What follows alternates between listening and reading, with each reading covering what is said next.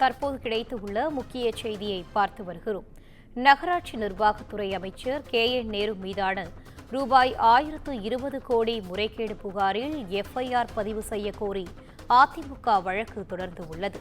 KN நேருவுக்கு எதிராக அமலாக்கத்துறை கொடுத்த ஆதாரங்களின் அடிப்படையில் வழக்கு பதிவு செய்ய காவல்துறை மறுக்கிறது என அதிமுக கூறியிருக்கிறது. அதிமுக சட்டப்பிரிவு செயலாளரும் மாநிலங்களவை எம்பியுமான இன்பதுரை சென்னை உயர்நீதிமன்றத்தில் வழக்கு தொடர்ந்திருக்கிறார். தற்போது கிடைத்துள்ள முக்கிய செய்தியாக பார்த்து வருகிறோம். இது குறித்தான கூடுதல் தகவலோடு இணைகிறார் எமது செய்தியாளர் சக்திவேல். வணக்கம் சக்திவேல், தகவல்களை பகிரலாம். நிச்சயமாக வணக்கம் இனிதா. அமைச்சர் KN நேருவுக்கு எதிராக அமலாக்கத்துறை எழுதிய கடிதத்தின் அடிப்படையில் வழக்கு பதிவு செய்ய லஞ்ச ஒழிப்புத்துறைக்கு உத்தரவிடக் கோரி மாநிலங்களவை அதிமுக உறுப்பினரும் IS இன்பதுரை சென்னை உயர்நீதிமன்றத்தில் மனு தாக்கல் செய்துள்ளார்.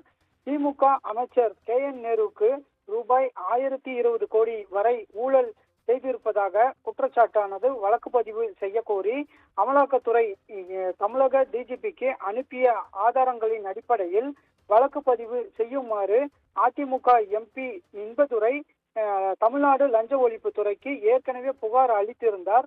இந்த புகாரை அடிப்படையாக வைத்து உடனடியாக அமைச்சர் மீது வழக்கு பதிவு செய்யுமாறு லஞ்ச ஒழிப்புத்துறைக்கு உத்தரவிடக் கோரி இன்பதுரை மனு ஒன்றை இன்று தாக்கல் செய்துள்ளார்.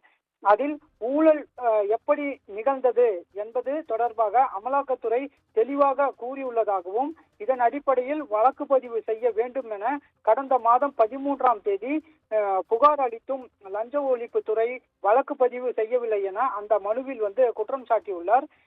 எனவே அமைச்சர் KN நேருவுக்கு மீது வழக்கு பதிவு செய்து நியாயமான முறையில் குறிப்பிட்ட காலத்திற்குள் விசாரணை நடத்தி முடிக்க உத்தரவிட வேண்டும் என அந்த மனுவில் கோரிக்கையும் வைக்கப்பட்டுள்ளது. இனிதா, விவரங்களை வழங்கியமைக்கு நன்றி சக்திவேல்.